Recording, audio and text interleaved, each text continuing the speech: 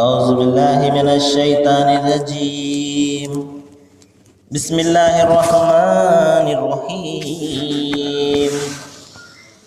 ولقد أنزلنا إليك آيات بينات وما يكفر بها إلا الفاسقون أو كلما عاهدوا أحدا نبذه فريقا منهم بل أكثرهم لا يؤمنون. صدق الله العظيم. అనంత కరుణామయుడు, అపార కృపాశీలుడు, పాలకుడు, పోషకుడు, సర్వలోక ప్రభు అయిన అల్లాహ్ శుభనామంతో ప్రారంభిస్తున్నాను.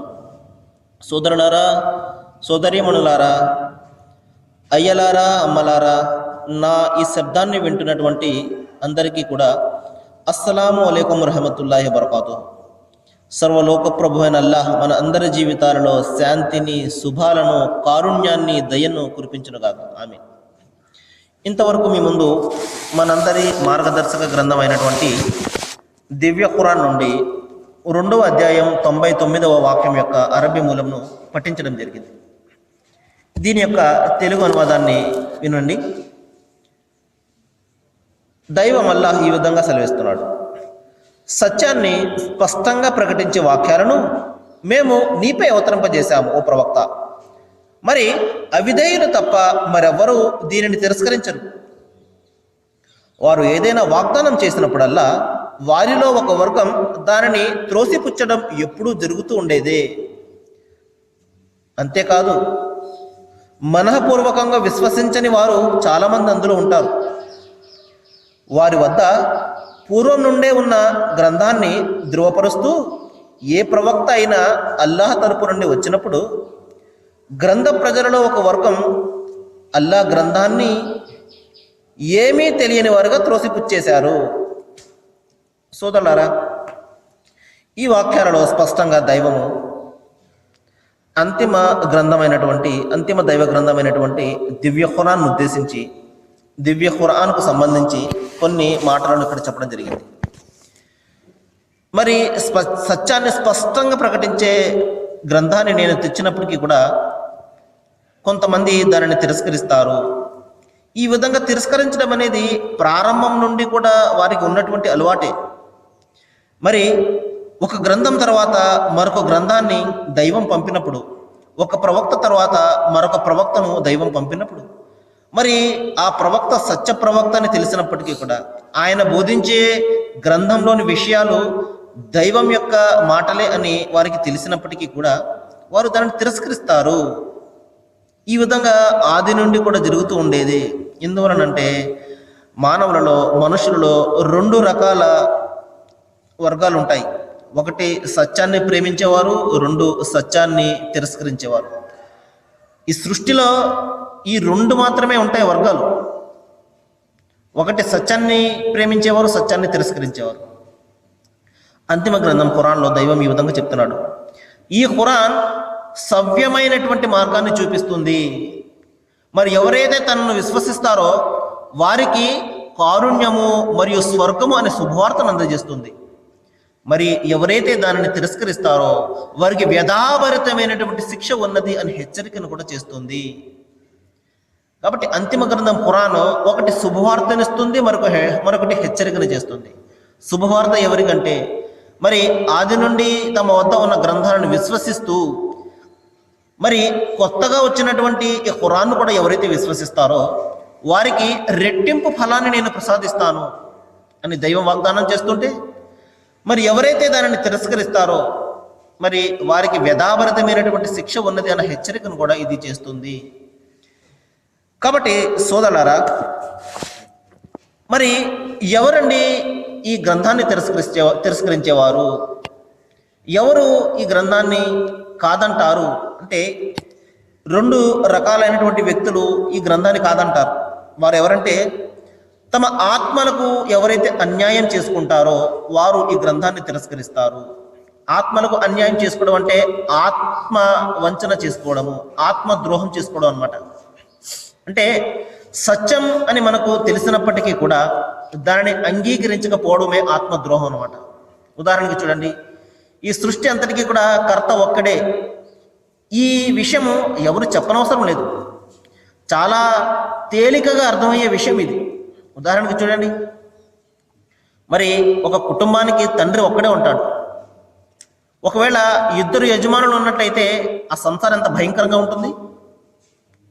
అదేవిధంగా ఈ సృష్టికి ఇద్దరు కర్తలు ఉన్నట్లయితే ఎంత అస్తవ్యస్తంగా ఉంటుందో మనకు తెలుసది.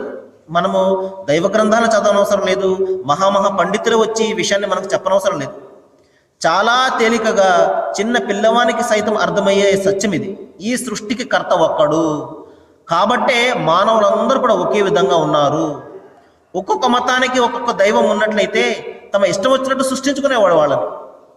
కానీ చూడండి, మానవులందరూ కూడా ఏ విధంగా ఒకే రకమైనటువంటి శరీర నిర్మాణాన్ని కలిగి ఉంటారు.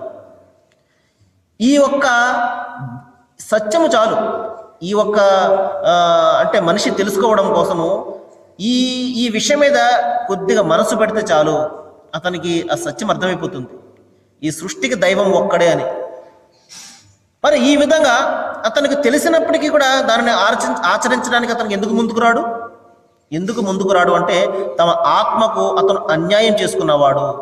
ఈ ప్రాపంచిక ప్రయోజనమే, ఈ ప్రాపంచిక జీవితం యొక్క ప్రయోజనమే నాకు ఇంపార్టెంట్, నాకు ముఖ్యము, మరణం తర్వాత వచ్చే జీవితము నాకు సంబంధం లేదు, దాని గురించి నాకు తెలియదు అని ఎవరైతే ఇహలోకం మీద అమితమైనటువంటి ప్రేమను కల్పించుకుని ఉంటాడో, ఇక్కడే జీవితము, ఇక్కడే మరణము, ఇక్కడే శాశ్వతము, మరణం తర్వాత మరొక జీవితం లేదు అని ఎవరైతే భౌతికవాదులు ఉంటారో, ఎవరైతే నాస్తికవాదులు ఉంటారో, అతను తన ఆత్మకు అన్యాయం చేసుకున్నవాడే, తన ఆత్మకు ద్రోహం చేసుకున్నవాడే.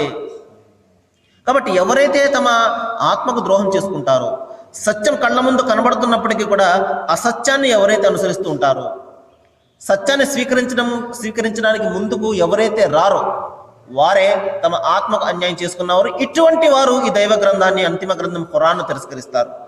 ఇంకా ఎవరైతే తమను తాము నష్టంలో పడవేసుకుంటారో, నష్టంలో పడవేసుకోవడం అంటే ఏంటండి? చూడండి, ఒక చోటుకు మనం వెళ్తున్నాము, ఒక మార్గంలో మనం వెళ్తున్నాము, మనకు తెలిసింది ఈ మార్గము సరైన మార్గము కాదు, మనలను గమ్యానికి చేర్చదు, ఇది వేరే చోటుకి మనల్ని చేరుస్తుంది అని మనకు తెలుసున్నప్పటికీ కూడా అదే మార్గంలో వెళ్తున్నాం అనుకోండి, అప్పుడు మనల్ని ఏమంటారు? అరే, నువ్వు వెళ్తే నష్టంలో పోతావు, నష్టంలో పడిపోతావురా, నీ నష్టాన్ని నీవే కొని తెచ్చుకుంటున్నావు అని చెప్పమా? అదేవిధంగా మనము నడిచే మార్గము ఇది సరైన మార్గం కాదు. మన గ్రంథాలన్నీ కూడా ఈ మార్గాన్ని గురించి బోధించడం లేదు, ఒకే మార్గాన్ని గురించి బోధిస్తున్నాయి. అదేమిటంటే సర్వ సృష్టికర్త అయినటువంటి దైవం ఒక్కనికి మాత్రమే మనము తల వంచాలి, ఆయన ఒక్కనికి మాత్రమే మనము లొంగి జీవితం గడపాలి, ఆయన ఆజ్ఞ మేరకు మాత్రమే మనం జీవితం గడపాలి. ఈ ఒక్క మార్గాన్నే సమస్త గ్రంథాలు, వేదాలు, ఉపనిషత్తులు, భగవద్గీత గ్రంథము, బైబిల్ గ్రంథాల్లో చివరిగా వచ్చినటువంటి ఖురాన్ గ్రంథము, అన్ని గ్రంథాలు కూడా ఈ మార్గాన్ని గురించి బోధిస్తున్నాయి. ఇంత స్పష్టంగా ఈ మార్గాన్ని గురించి మనకు గ్రంథాలు బోధిస్తున్నప్పటికీ కూడా దానిని కాదని మన ఇష్టం వచ్చినట్లు మనం జీవితం గడిపినట్లయితే, మన తాత ముత్తాతలు యొక్క మార్గాన్ని మనం అనుసరించినట్లయితే, ఒకవేళ అది సరైన మార్గం కాదు అని మనకు తెలిసినప్పటికీ కూడా మన నష్టాన్ని మనమే కొని తెచ్చుకున్న వాళ్ళం అవుతాము. కాబట్టి దాని బాధ్యత కూడా మనమే వహించాలి. అందుకని అంతిమ గ్రంథం ఖురాన్ చెప్తున్నాడు, లఖద్ అంజల్నా ఇలైకుం కితాబ ఫీహి జిక్రుకుం, ఓ మానవులారా, నేను మీ వద్ద ఒక గ్రంథాన్ని పంపాను, అందులో మీ ప్రస్తావన ఉన్నది. నేను ఆకాశం గురించో లేకపోతే ఇంకొకరి గురించో లేకపోతే జీవజాలాన్ని గురించో నేను ఈ గ్రంథాన్ని పంపలేదు, మానవులందరి కోసం పంపాను, మానవులందరి సమస్యలకు పరిష్కారం ఇందులో ఉన్నది. కాబట్టి మీరు ఈ గ్రంథాన్ని అనుసరించండి, సాఫల్యాన్ని పొందండి, మీకు ఈ ప్రపంచంలో కూడా శాంతి లభిస్తుంది, పరలోకంలో కూడా సాఫల్యం లభిస్తుంది. ఇంకా దైవం చెప్తున్నాడు, యా అయ్యుహల్లజీన ఆమనూ ఖద్ జాఅకుం బసాయిరు మిర్ రబ్బికుం, ఓ మానవులారా, మీ ప్రభు తరపు నుండి మీ వద్దకు స్పష్టమైనటువంటి ఉపదేశాలు వచ్చేసాయి, మీకు మార్గాన్ని చూపే గొప్ప వెలుగును నేను ప్రసాదించాను మీకు. కాబట్టి ఎవరైతే తన దృష్టిని వినియోగించుకుంటాడో వాడు తనకు తాను మేలు చేసుకున్నవాడు అవుతాడు. మరి ఎవడైతే గుడ్డిగా వ్యవహరిస్తాడో తనకు తానే నష్టాన్ని చేసుకున్నవాడు అవుతాడు. సోదరులారా, చూడండి, మనము మంచి చేసామనుకోండి, అది ఆ మంచి మన వెంటే వస్తుంది. మనము మంచి చేస్తే ఆ పుణ్యము ఇంకొకరికి రాదు. అది అదేవిధంగా మనము మంచి మార్గాన్ని అనుసరించామనుకోండి, దానివల్ల కలిగే ప్రయోజనాలు మనకు మాత్రమే దక్కుతాయి. కాబట్టి నాకు మా పలానా ఆయన చెప్పాడు, పలానా గురువు గారు చెప్పారు, మా నాన్నగారు ఇది చెప్పారు, మా తాతగారు ఇది చెప్పారు, కాబట్టి నేను దీన్ని అనుసరిస్తున్నాను. మనము చేసిన యొక్క కర్మల ఫలితము మనం మాత్రమే అనుభవించాలి. బైబిల్ గ్రంథంలో ఒక మాట ఉంటుంది. మరి ఆ కాలంలో పిల్లలు కాయలు తింటే మరి అంటే ఎవరు కాయలు తింటే వాళ్ళ పళ్ళే పులియునని ఉంటుంది. అంటే ఎవరు తప్పు చేసినట్లయితే వారు మాత్రమే శిక్ష అనుభవిస్తారు. ఒకరు చేసిన తప్పుకు మరొకరు ఎంత మాత్రం శిక్ష అనుభవించే పరిస్థితి కాదు. కాబట్టి సోదరులారా, దైవము ఒక అంతిమంగా ఒక వెలుగును మనకు ప్రసాదించడం జరిగింది.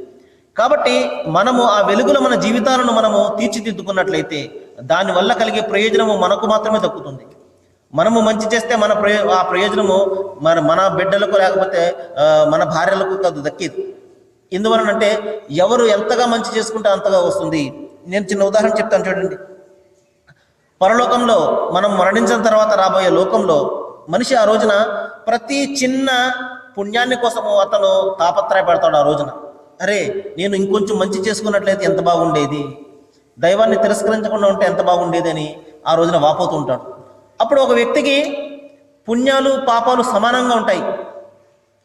అతన్ని నరకంలో తోసివేయడానికి కావలసినటువంటి పాపాలు ఉండవు, కొన్ని స్వర్గంలో ప్రవేశింపజేయడానికి అవసరమైనటువంటి పుణ్యాలు కూడా ఉండవు.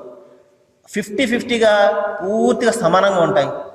ఒక్క పుణ్యం కోసం ఆ రోజున తన భార్య వద్దకు వచ్చి అడుగుతాడు, నేను ప్రపంచంలో నేను ఎంతగానో ప్రేమించాను కదా, ప్రపంచంలో నీ కోసం సర్వాన్ని కూడా త్యాగం చేసి నీ కోరికలను నేను తీర్చడం కోసం నేను అనేక రకాలుగా ప్రయత్నించాను కదా, ఈ రోజున నాకు ఒక్క పుణ్యం తక్కువైపోయింది, నాకు ఆ పుణ్యాన్ని నువ్వు ఇవ్వు, నేను స్వర్గానికి వెళ్తానంటే ఆ భార్య ఇవ్వడం కోసం ఒప్పుకోదు. అక్కడ నాకే తక్కువగా ఉన్నాయని చెప్పేసి నిరాకరిస్తుంది.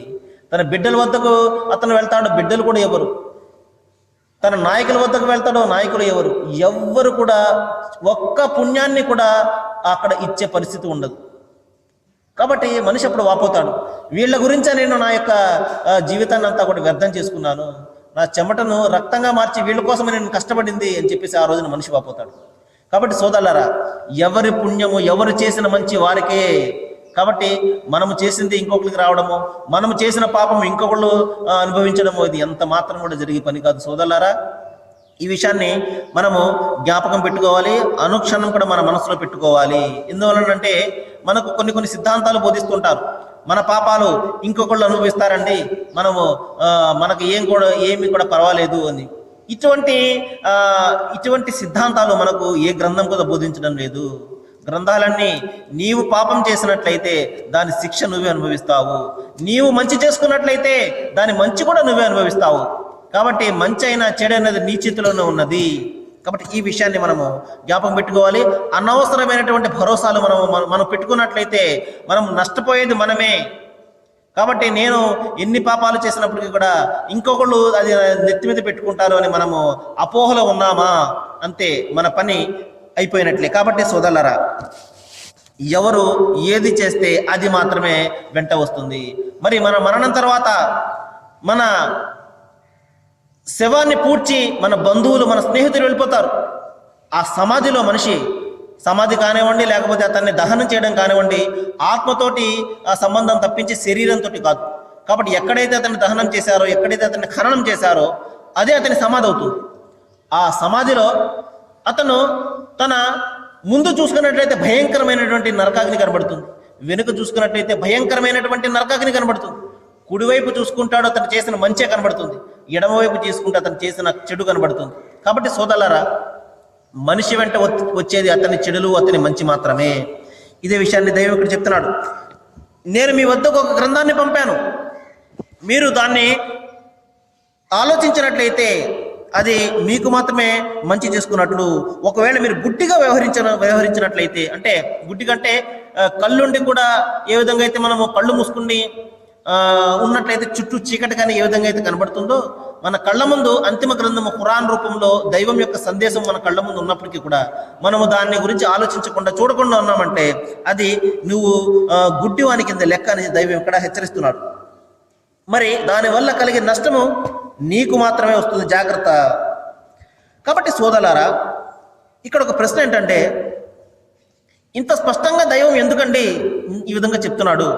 ఈ విధంగా చిన్న పిల్లవానికి చూడండి, బాబు అక్కడికి వెళ్ళకమ్మా, అక్కడ బూచోళ్ళు ఉంటారు, నిన్ను పట్టుకుని తినేస్తారు, ఈ విధంగా చిన్న పిల్లవాడికి భయపడుతుంటాం మనం. ఎందుకు? అతనికి తెలియదు అక్కడ ఏముందో. అప్పుడు ఈ విధంగా భయపెట్టడం వల్ల అమ్మో నిజంగా అక్కడ ఏదో ప్రమాదం ఉందేమో అని చెప్పేసి అక్కడికి వెళ్ళడానికి భయపడతాడు. అదేవిధంగా దైవము చిన్న పిల్లవానికి సముదాయిస్తున్నట్లు తన గ్రంథంలో ఎంతగా చెప్తున్నాడు చూడండి. నీ మరణం తర్వాత ఒక భయంకరమైనటువంటి జీవితం రాబోతుందాయా, మరి అందులో ఉన్నటువంటి శిక్షను నువ్వు తట్టుకోలేవు. మరి ఇక్కడ చిన్న అగ్గిపుల్ల మన చేతికి తగిలితేనే మనం విరవల్లాడిపోతాం. అటువంటిది 70 రెట్లు ఎక్కువటువంటి అగ్నిని ఎలా తట్టుకోగలం ఒకసారి ఆలోచించండి. అంత భయంకరమైనటువంటి నరకాగ్ని తట్టుకోలేవు. కాబట్టి నీవు ఇక్కడే బాగు చేసుకో, నువ్వు ఇక్కడే నువ్వు మేలుకో. నిన్ను నిద్రపోతున్నావు అంటే మరణం వరకు కూడా నిద్రపోతూనే ఉంటావు. ఆ తర్వాత నిన్ను బాగుపరిచేవాడు, నిన్ను ఆదుకునేవాడు ఎవడు కూడా ఉండడు. కాబట్టి ఇక్కడే నువ్వు మేలుకోవాలి.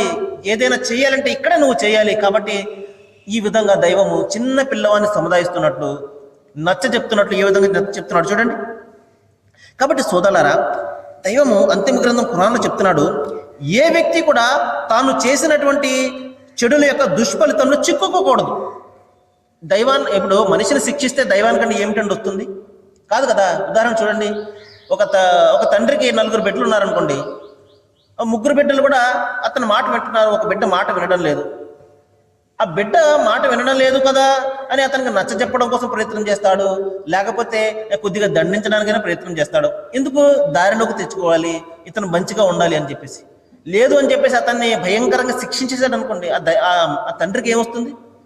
అదేవిధంగా ఈ విధంగా నరకంలో తోసివేసి ఆ మంటలకు ఆహుతి చేసేస్తే దైవానికి ఏంటంటే వస్తుంది? ఏమి కూడా రాదు. ఆ విధంగా జరగకూడదు అన్న ఉద్దేశంతో ఈ విధంగా చిన్న పిల్లవానికి సముదాయిస్తున్నట్లు తన ప్రవక్తలను, తన గ్రంథాలను పంపించి మనిషిని బాగుపరచడం కోసం దైవం చేస్తున్నటువంటి ప్రయత్నాలు చూడండి. ఇంత ఇదిగా చెప్తున్నప్పటికీ కూడా మనిషి చూసారా ఎంత భయంకరమైనటువంటి జీవో. అన్ని ఆలోచించడానికి అతని వద్ద సమయం ఉంటుంది. గంటలు పేపర్ చదువుతాడు, గంటలు టీవీలు చూస్తాడు, గంటలు ఆటలు చూస్తాడు. అన్ని విషయాలు అతన్ని ఆలోచించడానికి సమయం ఉంటుంది. కానీ దైవం గురించి, దైవ గ్రంథాన్ని గురించి, ఈ సృష్టి యొక్క తన జీవితం యొక్క లక్ష్యాన్ని గురించి ఆలోచించే టైం మాత్రము, సమయం మాత్రం అతను ఎంత మాత్రం ఉండదు. కాబట్టి సోదరులారా, దైవం ఒక సందర్భంలో అంతిమ గ్రంథం ఖురాన్లో చెప్తున్నాడు, మీ పరిస్థితి స్వయంగా నూలును ఉడికి దానిని ముక్కలుగా చేసినటువంటి స్త్రీ మాదిరిగా కాకూడదు సుమా అంటున్నాడు. అంటే చూడండి, ఒక స్త్రీ ఉన్నదండి, ఎంతో కష్టపడి నూలు ఉడికి దారాన్ని తీస్తుంది. దారాన్ని అంతా తయారు చేసిన తర్వాత కత్తెర తీసుకుని కట్ చేసేసింది అనుకోండి, మనం అనుకుంటా ఈ స్త్రీ పిచ్చి పని ఏమైనా చేసిందా, ఎంత పిచ్చిదా ఏమైనా, ఈ విధంగా అంత కష్టపడి దారాన్ని తయారు చేసి ముక్కలుగా చేసేసింది ఏమిటి అని మనం బాధపడతాం కదా, అనుకుంటాం. దైవం కూడా అదే చెప్తున్నాడు, మీరు మంచి చేసుకుంటున్నారు. మీరు ఎందువల్లంటే ప్రతి వ్యక్తిలో కూడా ఒక మంచితనం ఉంటుంది. సమాజంలో ఆదుకోవాలని, సాటి బీదలకు ఆదుకోవాలని. ఎందువల్లంటే అందరూ దుర్మార్గులు ఉంటారు. ఈ విధంగా కొద్ది గొప్ప మంచి చేసుకుంటూనే ఉంటాడు. అలాగే దైవం పట్ల భయం కూడా ఉంటుంది, భీతి కూడా ఉంటుంది. అందుకని అతను తనకు నచ్చినటువంటి విధంగా ఆరాధన చేస్తుంటాడు. అయితే అది నిజమైనటువంటి ఇదా లేకపోతే అది సరైన మార్గంలో ఉన్నదా లేదా అనేది ఆలోచించడం తర్వాత సంగతి.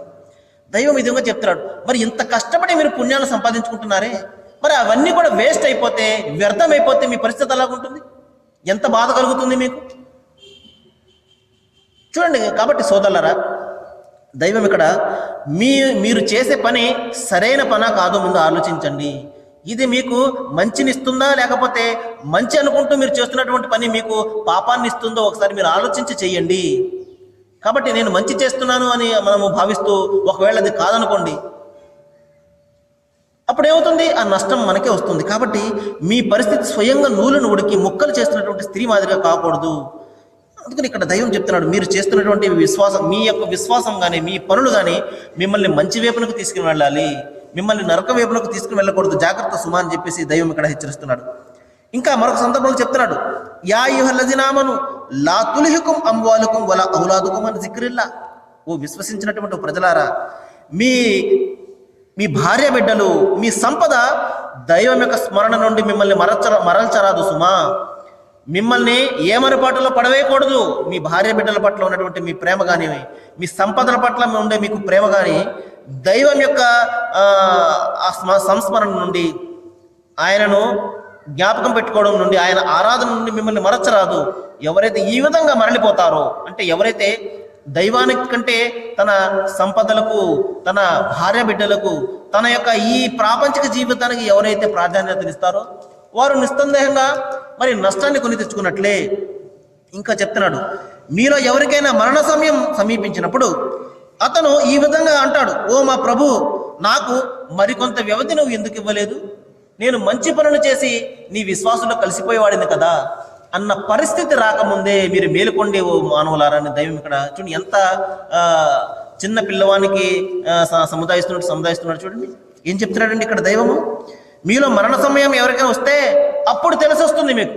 అప్పుడు అంటారు, ఓ నా ప్రభువా, నాకు మరికొంత సమయం ఇవి, ఇప్పుడు నా తప్పు తెలిసి వచ్చింది, నేను మంచి పనులు చేస్తాను అన్న పరిస్థితి రాకముందే మీరు మేలుకోండి. అప్పుడు ఆ మరణదూత వచ్చి మీ ఆత్మను వశపరుచుకున్నప్పుడు ఇంకా మీరు చేసేది ఏది కూడా ఉండదు. కాబట్టి మీరు ఇప్పుడే మేలుకోండి. కాబట్టి సోదరులారా, ఈ అంతిమ గ్రంథం ఖురాన్ కానివ్వండి, అంతిమ ప్రవక్త ముహమ్మద్ సల్లల్లాహు అలైహి వసల్లం వారు కానివ్వండి, దైవము మానవాళికి ఇచ్చినటువంటి ఒక కానుక, ఒక అనుగ్రహము. దీన్ని మనము గౌరవించి మనము దాన్ని ఆచరించినట్లయితే నిస్సందేహంగా దానివల్ల కలిగే ఫలితము మనం అనుభవిస్తాము. లేదు, ఇది నాకు సంబంధం కాదు, ఇది వేరే వారి యొక్క గ్రంథము, నాకు నా వద్ద ఉన్నటువంటి గ్రంథమే నాకు సరిపోతుంది, ఇంకా నా మార్గమే నిజమైనది, ఇది వేరే మార్గము అని మనము దీని పట్ల ఏమరపాట్లు పడినట్లయితే నిస్సందేహంగా దానివల్ల కలిగే నష్టం కూడా మనకే. దీన్ని మనము జ్ఞాపకం పెట్టుకోవాలి. అందుకనే దైవం చెప్తున్నాడు, ఎవరైతే మంచి చేసుకుంటారో తనకు తానే మంచి చేసుకున్నట్టు, మరి ఎవరైతే చెడు చేసుకుంటారో తనకు తానే చెడు చేసుకున్నట్లు. బరువులు మోసేవాడు ఇతరుల బరువు ఎంత మాత్రం కూడా మోయడు. తన పాప భారాన్ని అతనే మోస్తాడు, తను చేసుకున్నటువంటి పుణ్యాన్ని అతనే అనుభవిస్తాడు. కాబట్టి నా పాపాలకు మరొకరు శిక్ష అనుభవించడం అనేది మనము కేవలం కల్పించుకున్నటువంటి సిద్ధాంతాలు తప్ప మన గ్రంథాలు ఎంత మాత్రం కూడా అవి సమర్థించడం లేదు. ఎవరు పాపం చేస్తే వారు మాత్రమే, అంటే ఎవరు పళ్ళు తింటే వారి పళ్ళే పులియును అని చెప్పేసి మనకు గ్రంథాలు చెప్తున్నాయి. కాబట్టి ఎవరు పాపం చేస్తే ఆ పాపం యొక్క శిక్ష అతనే అనుభవించాలి. పాపానికి మరి ప్రయాశ్చితం ఏంటండి? నిష్కల్మషమైనటువంటి మనస్సుతోటి భేషజాలకు పోకుండా దైవం వైపునకు మరలడమే. అల్లా అనేవు ఇలా రబ్బికుం, అల్లా వైపునకు మరలడమే, యెహోవా వైపునకు మరలడమే, సర్వేశ్వరుని వైపునకు మరలడమే. ఓ ప్రభు, నేను పాపాన్ని చేశాను, నన్ను క్షమించు, నువ్వు తప్ప మరొకడు క్షమించేవాడు లేడు అని మనము మరి ఆ విధంగా చిత్తశుద్ధితో కూడినటువంటి పాపక్షమాపణ ఎప్పుడైతే కోరుకుంటామో అదే నిజమైనటువంటి పశ్చాత్తాపము. దానిని దైవం అంగీకరిస్తాడు. ఈ విషయాన్ని మనం జ్ఞాపకం పెట్టుకోవాలి. నేను దైవాన్ని ప్రార్థిస్తున్నాను. ఏ విషయాలైతే నేను ఇక్కడ చెప్తున్నానో వీటి మీద మనము బాగా ఆలోచన చేసి ఆచరణ చేసేలాగా దైవము మనందరికీ కూడా జ్ఞానాన్ని ప్రసాదించుగాక. వాఖిరు దవానా అనిల్ హమ్దులిల్లాహి రబ్బిల్ ఆలమీన్. అస్సలాము అలైకుం.